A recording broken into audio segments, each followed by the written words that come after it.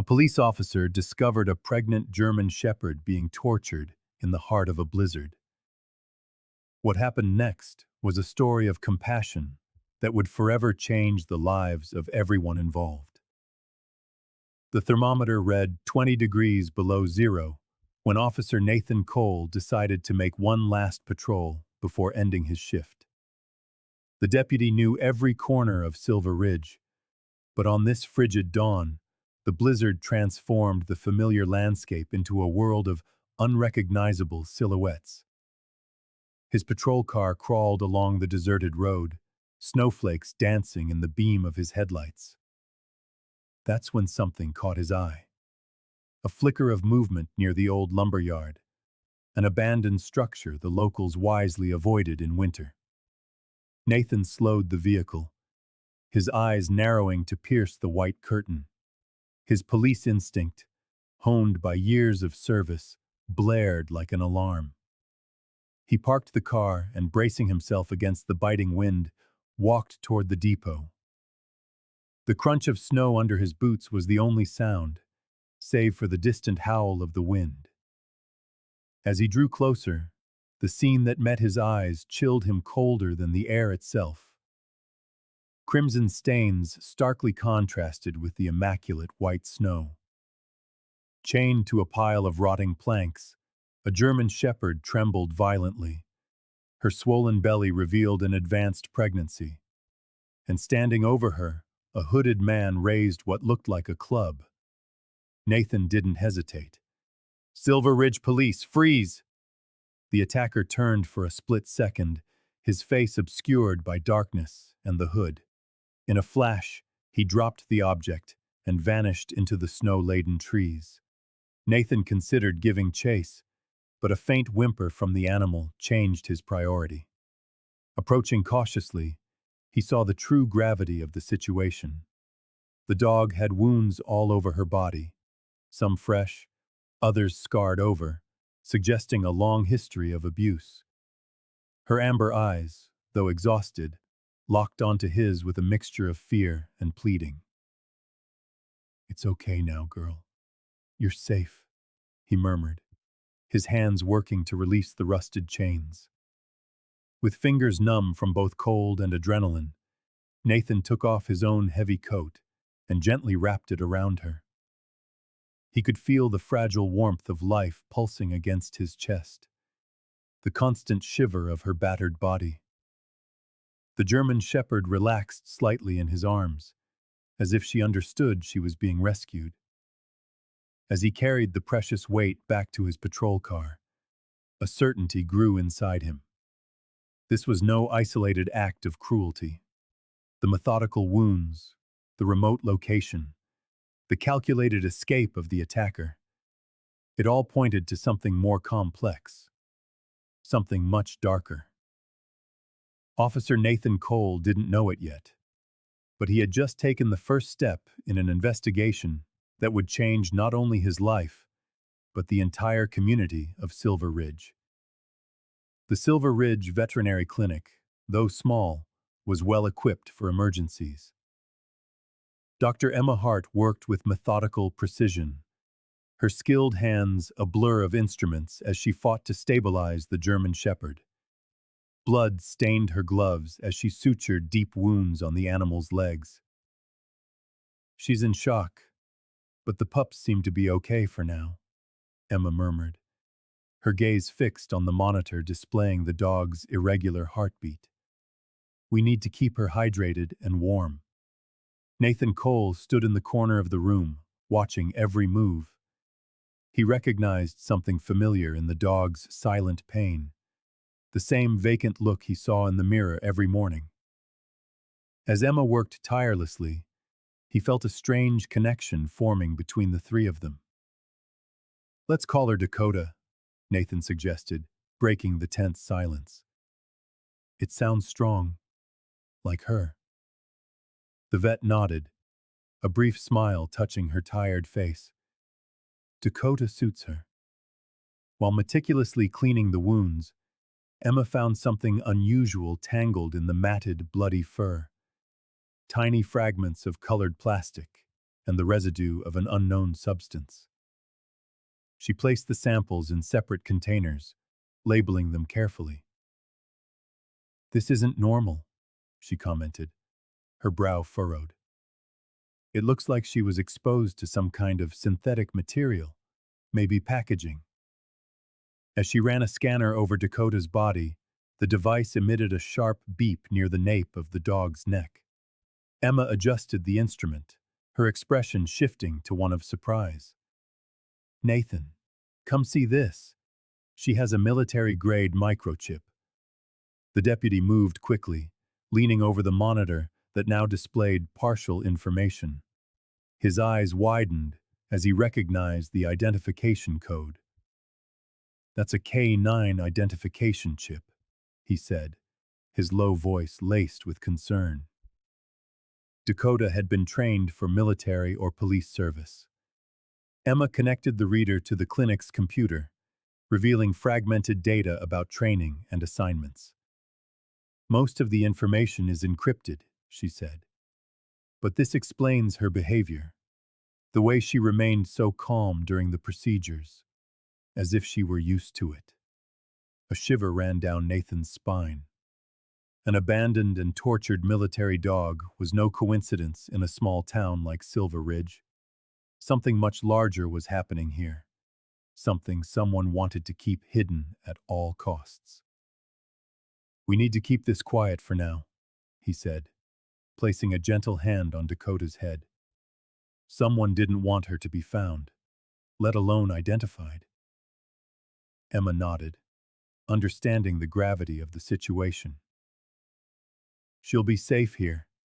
No one but us will know about the chip." As Dakota finally drifted to sleep under the effect of the sedatives, Nathan knew he had just found the first piece of a very dangerous puzzle.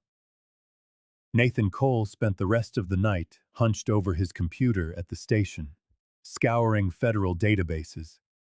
The image of Dakota, shivering under his coat just hours earlier, wouldn't leave his mind. Beside him, Emma Hart watched intently as files flashed across the screen. "I've got something," Nathan said, clicking on a classified document. Dakota was part of a federal K9 program, codenamed Sentinel. It was shut down 3 years ago due to operational irregularities. Emma moved closer, adjusting her glasses. "That explains the military chip. Look at these training photos. She was one of their best." The records revealed a dark history. Dakota had participated in dozens of field missions, primarily detecting narcotics at border crossings. Her success rate was staggering, 97% accuracy in high-risk situations. But the program was abruptly terminated, and the dogs were simply reassigned, a bureaucratic euphemism that hid the truth of their abandonment. "Look at this," the vet pointed, touching the screen. "She was used in experimental trials to detect new synthetic substances. Some of these compounds haven't even been cataloged yet." A knot formed in Nathan's stomach. His own military past, with 2 tours in Afghanistan, had left scars that no one could see, invisible wounds that still ached on cold Montana nights. "When I first looked into her eyes, I felt something familiar," he confessed, running a hand through his hair. "It's the look of someone who's seen too much. Someone who served and was then discarded when they were no longer convenient." Emma placed a hand on his shoulder, understanding the weight of his words. "You both survived the system you swore to protect." The silence that followed was broken by the ringing of the phone. It was Sergeant Paul Grady, reporting that the blood found at the crime scene didn't belong to Dakota alone. "We have to find out who's behind this," Nathan said, after hanging up. "Dakota isn't just a victim of animal cruelty. She knows things. She can recognize substances that few other dogs could ever identify." The vet looked out the window, where the snow continued to fall on Silver Ridge. "That's why they tried to silence her permanently," Nathan finished, his fist clenching on the desk. and to them, the puppies are just collateral damage. Emma's eyes met his. But not to us.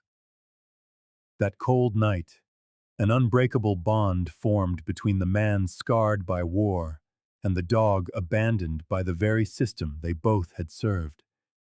Their scars, though different, told similar stories of loyalty, sacrifice, and the pain of being forgotten. The next morning, Nathan Cole returned to the rescue site, determined to find any clue that could explain the cruelty inflicted upon Dakota. The snow had tapered off, but the cold remained biting in the mountains of Silver Ridge. As he scanned the area near the old lumberyard, his eyes caught a strange glint beneath a thin layer of fresh powder. Digging carefully, he unearthed a disposable cell phone, partially buried. The device, protected by a waterproof case, still had power. A chill that had nothing to do with the Montana weather ran down Nathan's spine. Something told him this phone hadn't been left here by accident.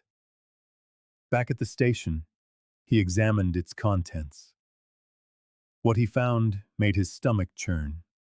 Coded messages exchanged between unknown numbers, and more disturbing still, a detailed list of dogs that had gone missing over the last 3 months.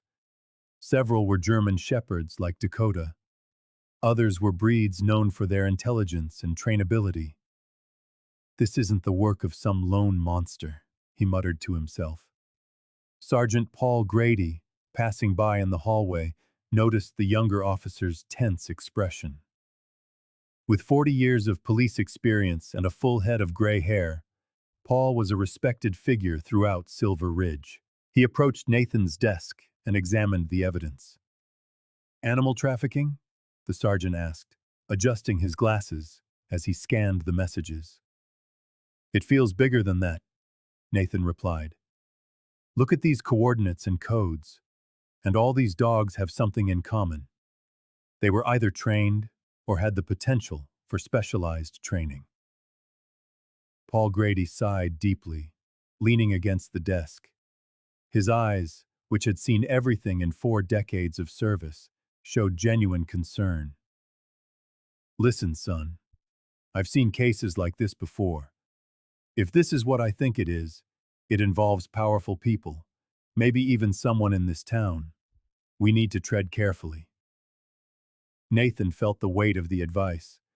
His instinct to protect Dakota and the raw anger he felt for what had been done to her urged him to act fast, but Paul's experience made him reconsider. "They're going to try to get this phone back," the sergeant continued, lowering his voice. "And when they find out we have it, all of us could become targets, including that vet and the dog." The young deputy nodded, understanding the severity of the situation. What had started as a case of animal cruelty was now revealing a much darker, more dangerous conspiracy. As he locked the phone in the station's evidence safe, Nathan knew that life in Silver Ridge would never be the same. Emma Hart sighed as she reviewed the lab results. The samples taken from Dakota's coat revealed a reality far more sinister than simple abuse. Traces of heroin, cocaine, and other synthetic compounds were present in significant concentrations in the dog's wounds and fur. "Nathan, we need to talk," the vet said, handing the report to the deputy. "This isn't just animal cruelty. Dakota was being used as a drug mule." Nathan Cole studied the papers, his expression grim. The marks on the dog's belly, which at first had seemed like just more wounds from torture, now made a macabre kind of sense. They were scars from crude procedures to insert drug packets. "They used her pregnancy as a cover," he murmured, gently stroking the head of Dakota, who rested in a corner of the clinic. Who would ever suspect a pregnant dog? The news spread quickly through Silver Ridge. In a community where animals were considered family, the revelation sent waves of outrage. At the town square cafe, residents discussed the case with worried looks. At the local market, volunteers organized donations for the German Shepherd's treatment. "I never thought something like this could happen in our town," commented an elderly woman, placing a bag of premium dog food into a donation box. Emma worked tirelessly, monitoring the health of the unborn pups. "The worst part is that the drugs may have affected the babies," she explained to Nathan during a break. "We need to be prepared for complications during labor." The deputy felt the weight of responsibility grow heavier. This was no longer just about saving one abused dog. It was about dismantling a criminal operation that used defenseless animals to transport drugs, likely across the entire state of Montana. "I will find who did this," Nathan promised, watching Dakota sleep restlessly after another treatment session. "And I'll make sure they pay for every last scar on her body." Paul Grady, upon learning of the discoveries, offered his expertise. "I've seen cases like this on the border," the sergeant remarked, "but never with pregnant animals. This is a new level of cruelty." That night, as snow fell silently over Silver Ridge, Nathan stayed by Dakota's side at the veterinary clinic. A fierce determination grew in his chest.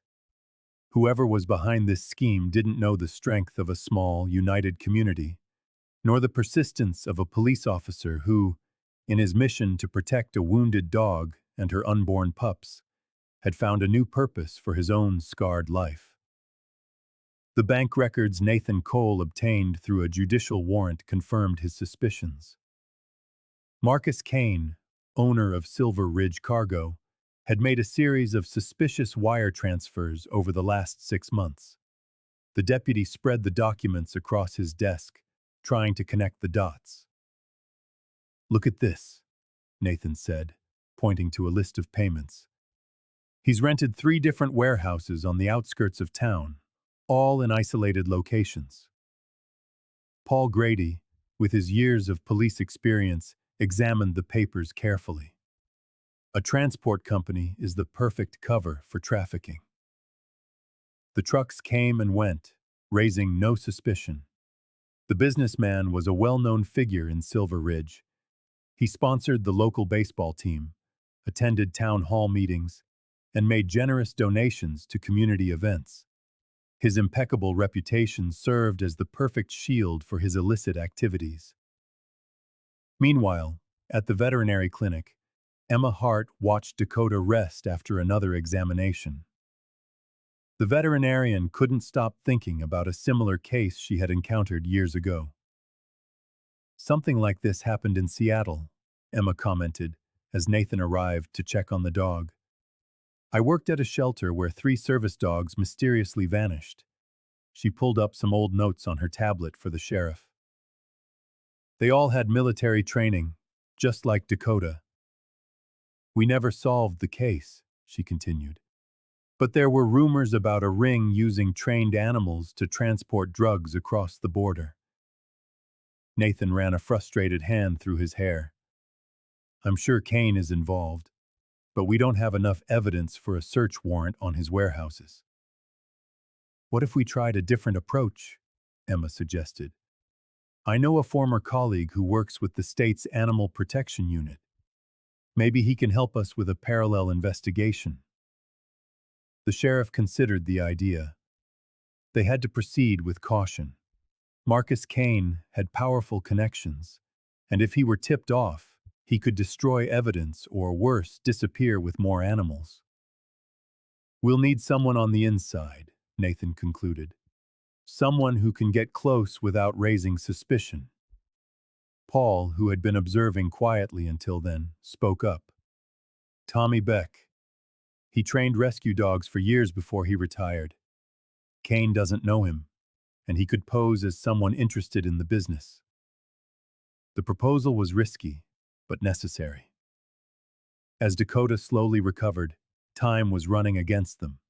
Every passing day meant more animals in danger, more lives like hers being used and discarded for profit. "Let's do it," Nathan decided, gently stroking Dakota's head. for her and for all the others we haven't been able to save yet. The news of the attack on Dakota spread through Silver Ridge like wildfire. In less than 2 days, everyone in the small Montana town was talking about the pregnant German shepherd rescued by Sheriff Nathan Cole.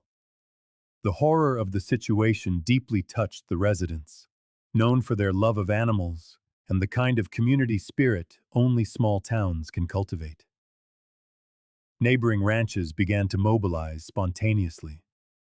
The Henderson family, owners of the largest ranch in the area, were the first to send thermal blankets and premium feed to Dr. Emma Hart's clinic. Others soon followed. The local pet supply store, run by old Frank Simmons, announced it would donate medicine and supplies for the future puppies. At an impromptu meeting in the town cafe, a group of 20 residents organized a volunteer watch, patrolling isolated areas at night. Tommy Beck, with his experience as a former rescue dog trainer, coordinated the groups, teaching them how to spot signs of suspicious activity without putting themselves in danger. Nathan watched this mobilization with a mixture of gratitude and concern. Sipping coffee on the porch of the sheriff's office, he remarked to Paul Grady, "I never thought I'd see Silver Ridge so united for a cause." The sergeant, adjusting his old coat against the chill, replied with the wisdom of someone who knew both the best and worst of people. "That's what sets us apart from the big cities. Here, one person's pain is everyone's pain." But beneath this renewed sense of hope, the sheriff couldn't shake the feeling of being watched. During his nightly patrols, he noticed unfamiliar vehicles parked at strategic points. Small details seemed out of place. An unusual amount of activity at the Silver Ridge cargo warehouse. Emma, too, had noticed a change in some of her clients. People asking too many questions about Dakota, wanting to know where the dog was being kept. The veterinarian prudently began to vary the times of her visits and reinforced the clinic's security. What worried Nathan most was knowing that for every step the community took towards protection, Marcus Kane and his associates were likely taking two towards retaliation. The solidarity was genuine and moving, but it also made everyone involved a potential target. That night, while checking the locks at the veterinary clinic where Dakota rested, the sheriff made a silent promise to the sleeping dog. The kindness of Silver Ridge's people would not be in vain, and those responsible would pay for their crimes. While examining Dakota to check on her healing wounds, Emma Hart's fingers brushed against something strange on the German shepherd's worn collar. A small, almost imperceptible compartment had been sewn into the inner leather. With skillful fingers, the vet extracted a tiny SD card, no bigger than her pinky nail. "Nathan, you need to see this," she said, holding the device with a pair of tweezers. The sheriff, who had been gently stroking Dakota's head, came closer, his curiosity piqued. They connected the card to the clinic's computer, expecting to find, perhaps, some additional identification for the dog. What flickered to life on the screen, however, chilled them both to the bone. A sequence of videos showed dogs of various breeds being sedated and placed into sealed crates. The shaky footage, apparently recorded by someone on the inside, revealed a large warehouse where several people worked under the supervision of a man Emma recognized immediately. "That's Marcus Kane," she whispered, pointing to the businessman everyone in Silver Ridge respected. In the video, he gestured and gave instructions using coded terms. Special packages, live consignments, sensitive merchandise. Nathan Cole watched in silence, his expression hardening with each new scene. In one particularly disturbing sequence, they saw packages of white powder being inserted into surgical pouches under the animal's skin. Dakota appeared briefly in one of the clips, not yet showing signs of her pregnancy. "They're using trained dogs as mules," the sheriff concluded, his voice thick with outrage. "Dakota must have escaped before they could complete the procedure on her." Emma covered her mouth with her hands.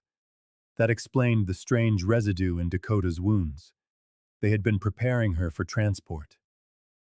The sheriff picked up the phone, knowing he needed specialized help. This case had escalated far beyond the limits of Silver Ridge. After a few calls, he reached State Agent Sarah Whitfield, known for her work in dismantling animal exploitation rings. "We have concrete evidence against Kane and his operation," Nathan explained, transferring the files to a secure drive. "We need to move fast, before they realize Dakota is with us and that we have the card." The German Shepherd, as if understanding the gravity of the situation, moved closer to the sheriff and rested her head on his leg.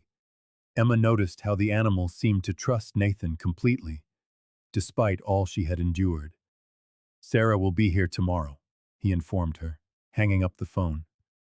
"Until then, no one besides us can know about this." As they secured the evidence, they both knew they had just crossed a point of no return.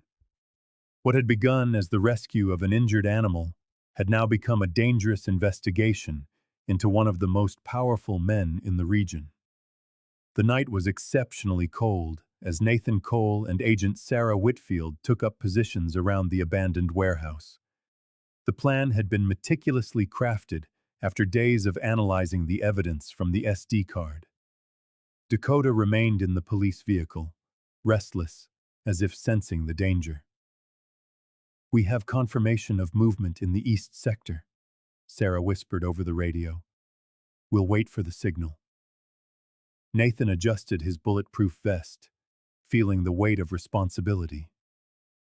Their intelligence indicated that Marcus Kane would use this location for a major transfer of drugs, and possibly more animals.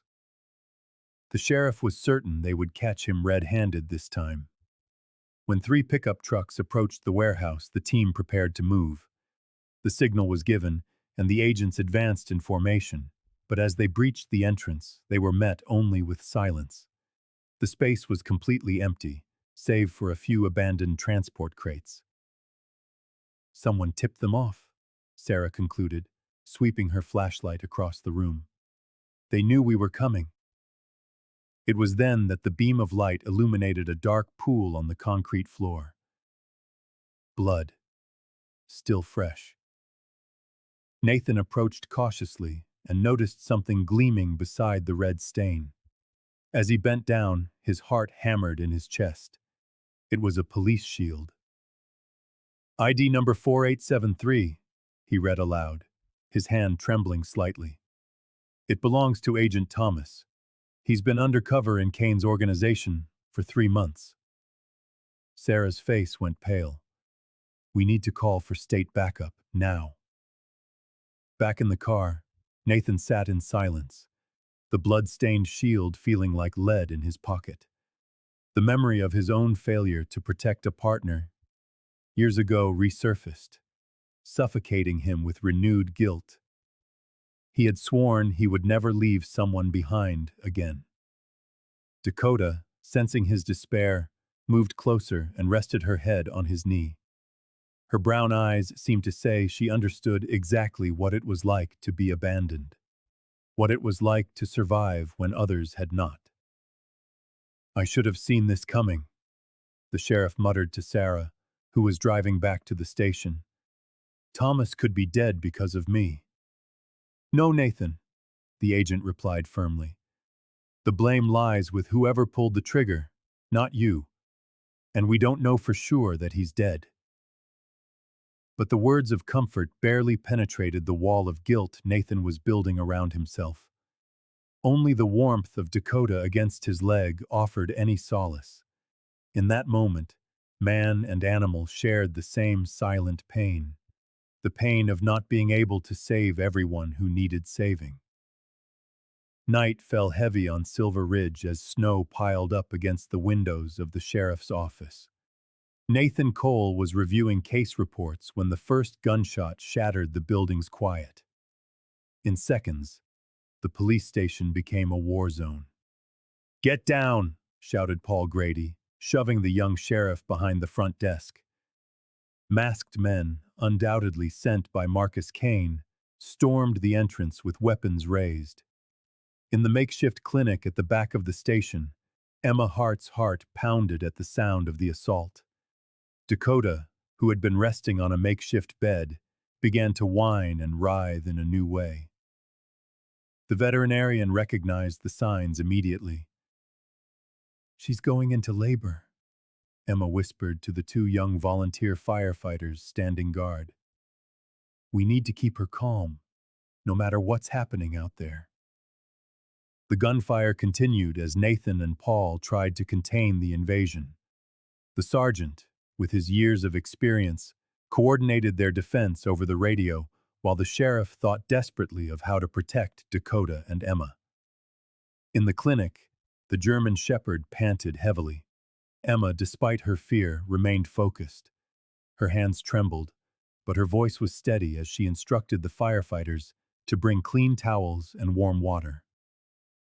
"It's going to be okay, girl," the vet murmured, stroking the dog's fur. "We're right here with you." The first puppy was born just as an explosion shook the station's walls. It was a small male with black patches on his light coat. Emma quickly cleared his airways, tears welling in her eyes as the pup let out its first cry of life. The second birth was harder. Dakota whimpered, exhausted, as Emma assisted her with all the gentleness she could muster. Finally, a tiny female emerged, seemingly too fragile to survive. "Come on, little one," Emma whispered, delicately massaging the inert body until, miraculously, the puppy took a breath. The third and final puppy arrived just as the shootout finally ceased. Nathan fought his way to the clinic, his face smudged with soot and etched with worry. When he saw the three puppies nursing, something inside him shifted. In the midst of the chaos, the violence, and the fear, here was proof that life insisted on going on. "Three of them," Emma said with an exhausted smile.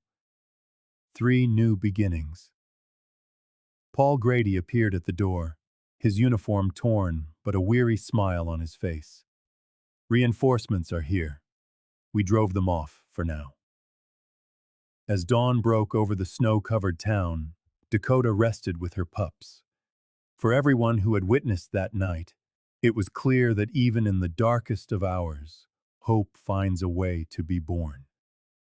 The storm that descended upon Silver Ridge was merciless. Gusts of wind, heavy with snow, lashed against the windows of the sheriff's office as Nathan Cole, Sarah Whitfield, and Paul Grady finalized the details of the most dangerous operation of their careers. The town felt besieged, not only by the weather, but by the fear that Marcus Kane and his men had spread. "We need to lure him onto territory we control," the sergeant said, pointing to a map of the mountainous region. "If we fake a delivery of trained dogs, he won't be able to resist." Nathan nodded, his gaze drifting to Dakota, who lay in the corner of the room. Though exhausted from the recent birth, the German shepherd remained alert, as if she understood every word of their conversation. Her intelligent eyes followed the movements of the three officers as they prepared tracking devices disguised as ordinary collars. "Can she guide us?" Sarah asked, adjusting her bulletproof vest. "Dakota knows these trails better than any of us," the sheriff replied, kneeling beside the dog. "And she has a nose that no piece of equipment can replace." The blizzard intensified as the small group left the safety of the station. The biting wind turned every step into a battle. Paul, seasoned in Montana's extreme conditions, led the way through the deserted streets toward the edge of the forest.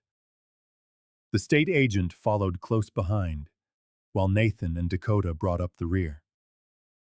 As they entered the woods, the darkness became nearly absolute. Enormous trees, bowed under the weight of snow, formed a natural labyrinth. The deputy unclipped Dakota's leash, whispering commands that only she could hear. The dog hesitated for a moment, sniffed the icy air, and then lunged forward with surprising determination. "She's on to something," Nathan murmured, signaling for the others to follow. For nearly an hour, the group moved in absolute silence. The only sounds were the crunch of snow compacting beneath their boots and the occasional rustle of branches. Dakota would stop intermittently, her nose twitching in different directions, before resuming her path with renewed certainty. It was when they reached a clearing that they saw faint lights flickering between the trees. An old hunting shed, almost completely buried in snow, showed signs of recent occupation. Fresh footprints and tire tracks, partially covered by the blizzard, indicated movement. Dakota froze, the fur on her neck standing on end. A low, continuous growl rumbled in her throat. "Kane's in there," Nathan whispered, drawing his weapon. "And he's not alone." Paul positioned himself strategically, while Sarah checked the building's exits. The deputy briefly stroked Dakota's head, feeling his own heart accelerate. From that point on, every step could be fatal. The storm roared around them, but the real tempest was about to begin inside that isolated shed in the mountains.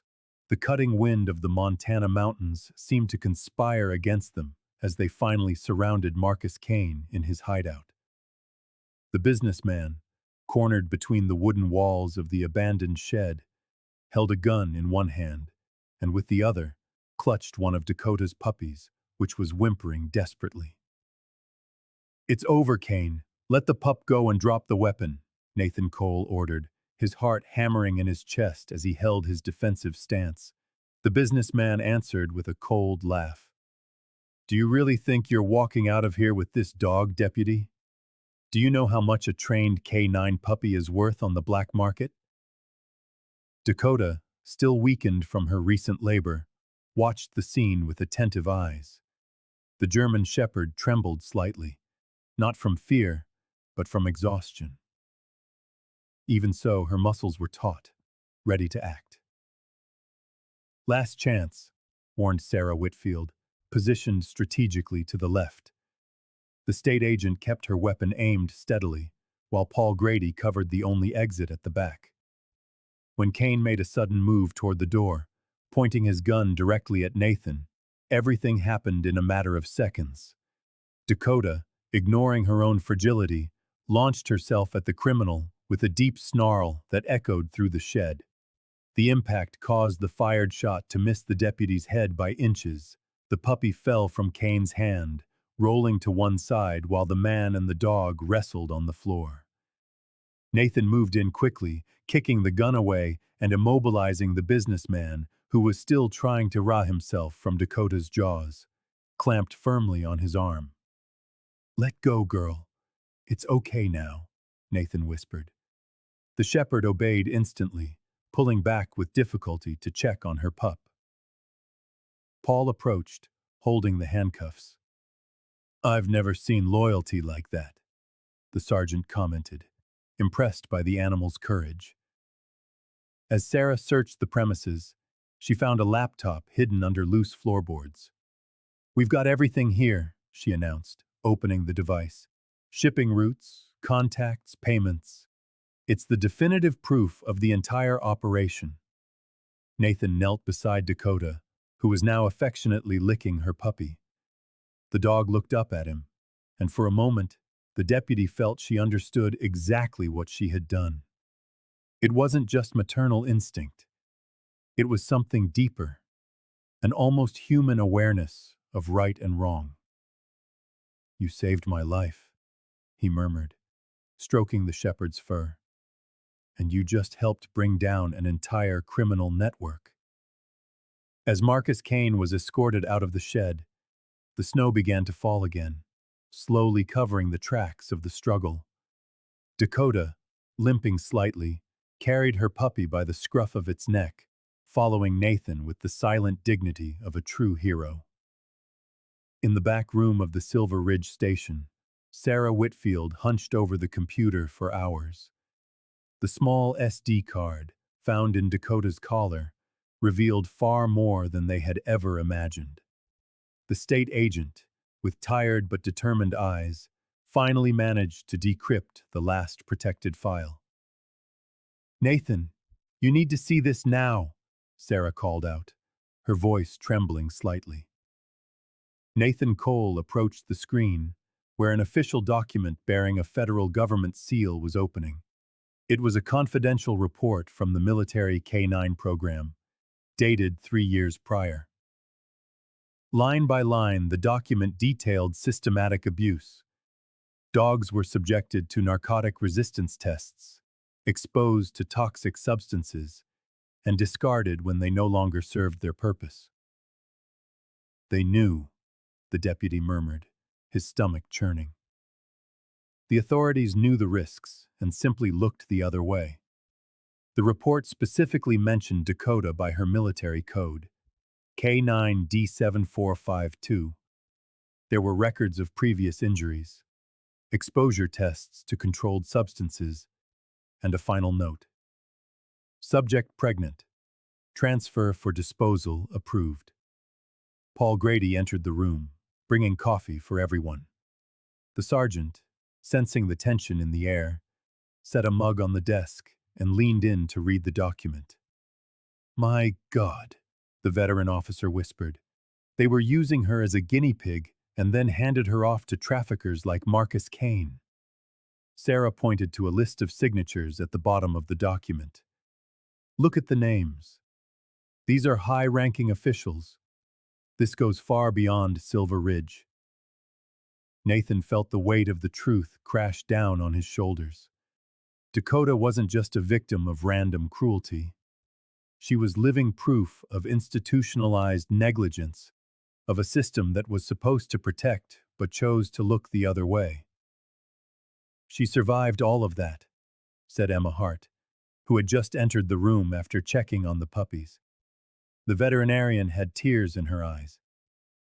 "And she still found a way to trust us." The deputy walked to the window, watching the snow continue to fall on the small town. He remembered the look in Dakota's eyes the night he found her. It wasn't just pain he had seen. It was an entire history of resistance. "Dakota isn't just a victim we rescued," Nathan said finally, turning to face the others. "She is the symbol of all the stories that were silenced. And now we have a chance to make sure those voices are heard." Paul placed a hand on the young deputy's shoulder. "And we will, son. Starting right here in Silver Ridge." The victory over Marcus Kane came at a high price for everyone involved. During an attack on the station, the file containing the primary evidence for the case was completely destroyed, leaving only fragments of digital evidence. Nathan Cole spent sleepless nights trying to recover what he could, but much of the investigative work had to be redone from scratch. Emma Hart suffered the most severe consequences. Kidnapped by Kane's henchmen on her way back to her clinic, the veterinarian spent 24 hours in captivity before being found by Sarah Whitfield and a special team.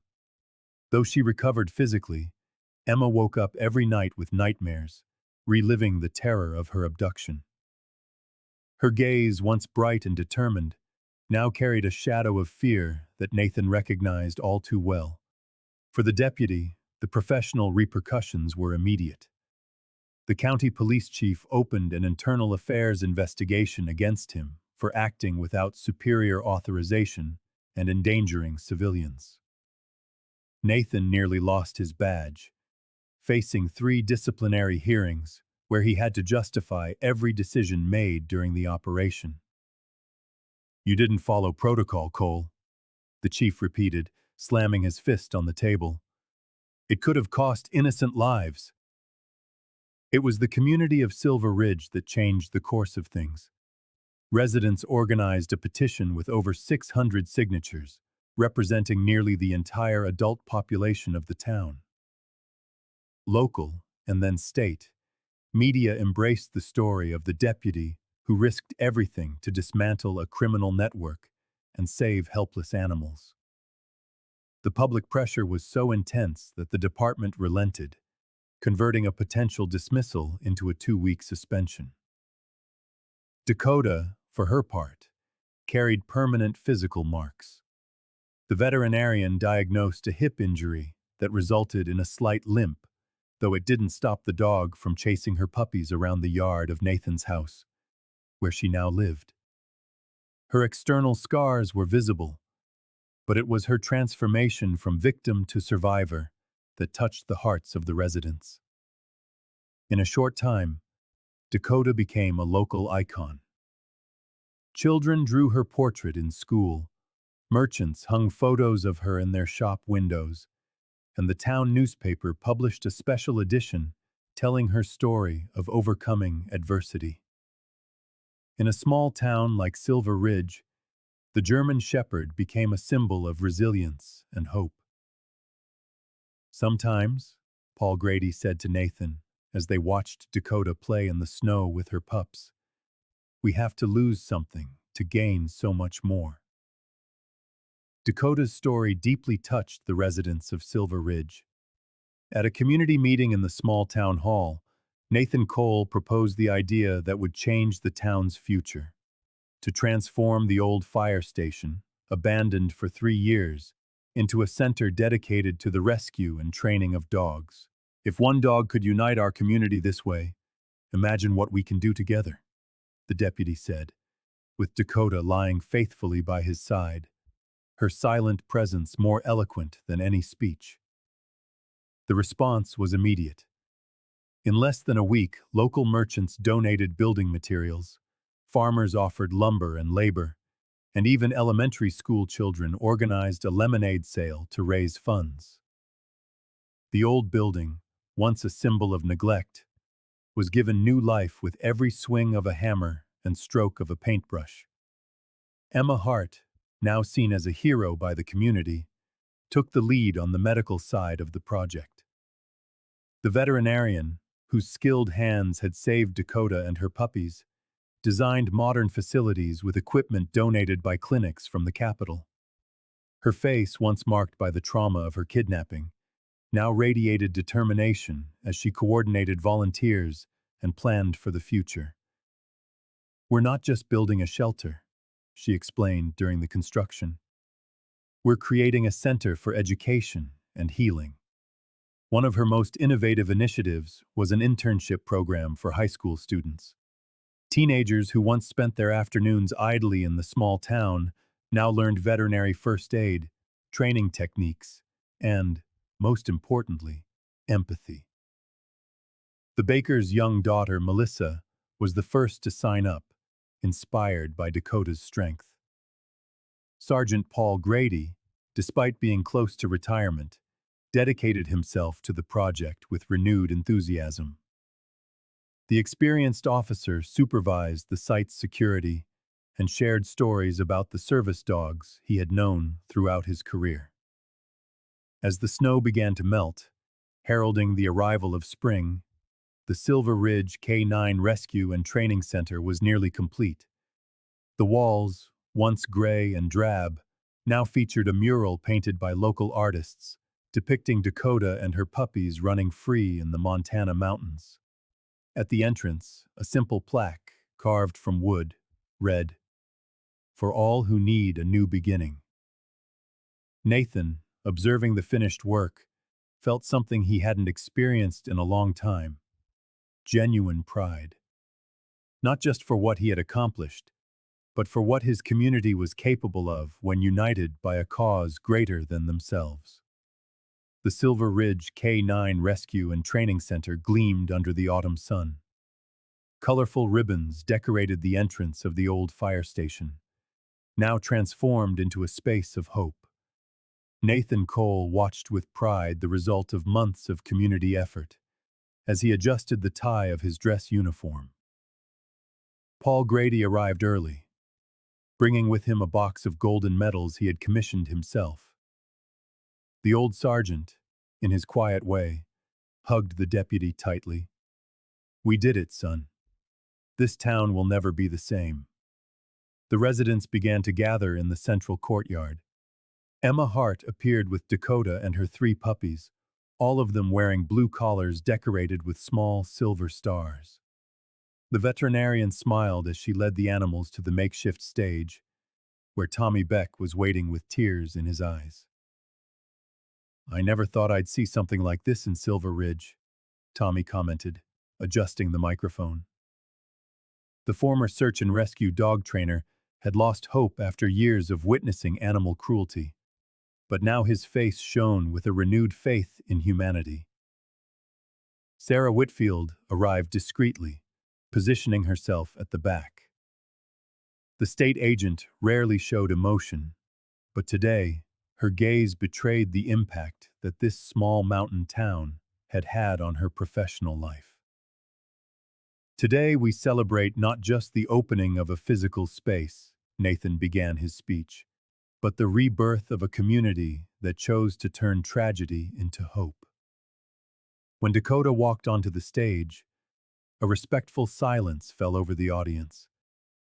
The German shepherd, her scars still visible, walked with a slight limp, but her bearing was majestic. Her puppies followed, healthy and curious, drawing sighs from the crowd. Paul presented the medals as Emma announced the names chosen by the community: courage, hope, and justice. Words that now defined not only the puppies, but the very spirit of Silver Ridge.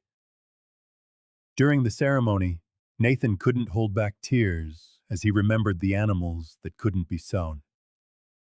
Tommy placed a hand on his shoulder, silently sharing his pain.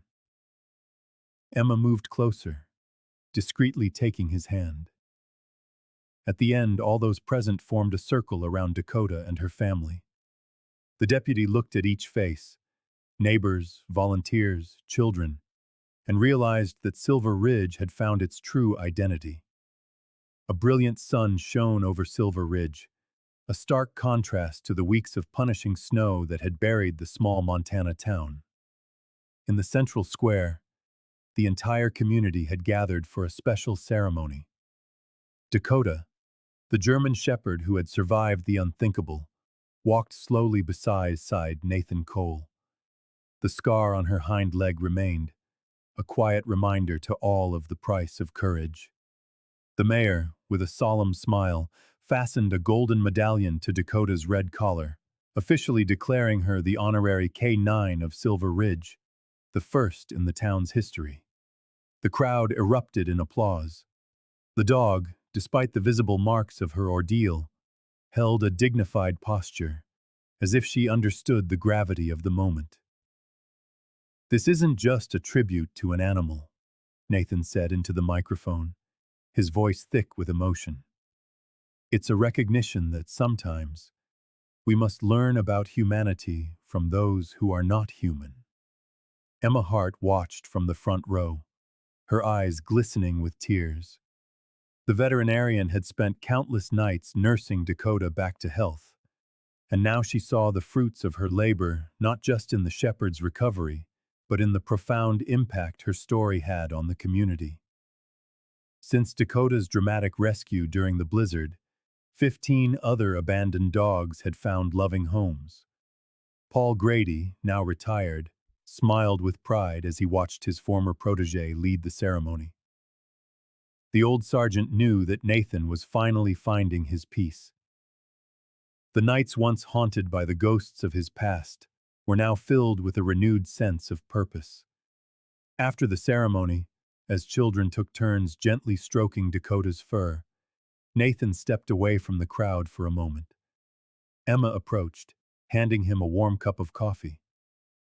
"She transformed this town," the veterinarian said softly. "And so did you." The deputy smiled, his gaze fixed on the shepherd who now rested peacefully, basking in the attention as if she had been loved her entire life.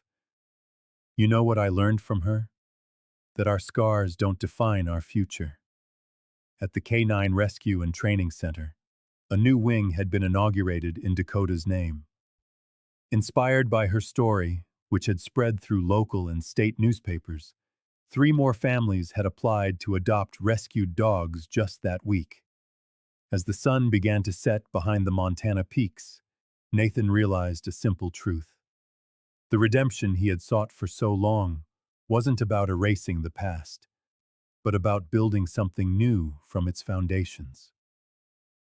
Dakota, now lying at his feet on the precinct's porch, seemed to agree with a contented sigh, as if they both finally understood that the bonds of the present are stronger than the pains of memory. 6 months after the center's inauguration, Emma Hart finally slept through the night without nightmares. The memories of her kidnapping still surfaced, but she had found a purpose far greater than her fear. With unwavering determination, she decided not only to stay in Silver Ridge, but to transform the K-9 Center into a sanctuary for mistreated animals from all over Montana. "We have room to expand the East Wing," Emma explained to Nathan during one of their morning walks with Dakota. He watched with admiration as she spoke, marveling at how she had overcome her trauma.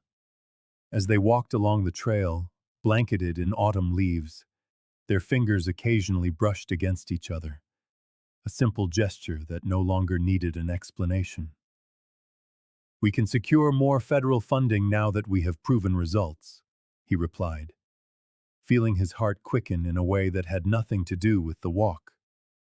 Their shared work had forged a bond that transcended friendship. They were partners in pain, in healing, and now, silently, in something deeper that neither was in a hurry to name. Dakota's 3 puppies grew up healthy and strong. Under Tommy Beck's guidance, they were trained as emotional support dogs. The eldest, named Spirit, now attended sessions at the local school, helping traumatized children find their voice. The middle pup, Valor, visited the nursing home 3 times a week, where residents forgotten by their families found new joy in stroking his soft fur. The youngest, Hope, still in training, showed a special gift for sensing anxiety attacks before they even began. "It's as if they understand human pain," Emma remarked one afternoon, watching Hope calmly soothe a teenager through a panic attack. "They transform suffering into healing." Nathan nodded, remembering how Dakota had helped him confront his own demons. On stormy nights, when the winds howled through the mountains, Emma and Nathan often found themselves at the center, checking on the animals. Over cups of hot coffee, they shared stories they had never told anyone else. It was on one of those nights that their lips finally met, sealing without words what their hearts had known for months. Dakota, lying near the heater, watched them with wise eyes. In her own way, she had brought together not just 2 wounded souls, but an entire community that was now healing through the simple act of caring for one another. Paul Grady's retirement ceremony took place in the main hall of the Silver Ridge precinct. After 42 years of service, the old sergeant hung up his badge to the emotional applause of his colleagues and neighbors. With tears in his eyes, Nathan was the first to embrace his mentor when the mayor announced his promotion to sergeant. "I'm not leaving an empty post," Paul said, his voice trembling slightly. "I'm passing the baton to someone who has already proven his worth, not just as an officer, but as a human being." In the following months, Paul turned his retirement into a new mission. 3 times a week, he would arrive at the K-9 Center with his old notebook, captivating young volunteers with his stories. His lessons on ethics, respect for animals, and survival in the mountains became legendary. "Justice isn't just following the law," Paul would tell the teenagers, stroking one of Dakota's puppies. "It's doing what's right, even when no one is looking." His legacy spread beyond the center's walls.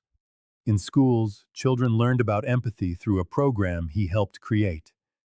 On neighboring ranches, farmers adopted more humane practices.